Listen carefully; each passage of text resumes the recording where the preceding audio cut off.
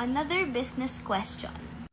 Sabi ni ma'am, gusto daw niya magpatayo ng mini hardware. Paano daw siya mag-order sa Alibaba nang iisa lang yung kukuha ng company?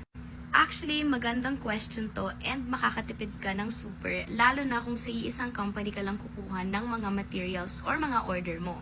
Sa Alibaba, for example, magsisearch ka ng mga hardware materials.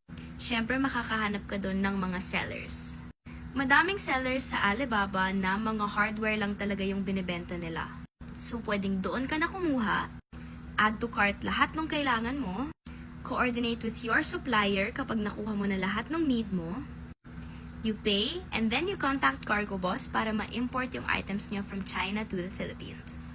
Pwede ka naman tulungan maghanap ng store na nagbebenta ng mga hardware materials to make sure na legit din sila. All you have to do is take a screenshot of this video and then message us on our Facebook para mag-guide namin kayo.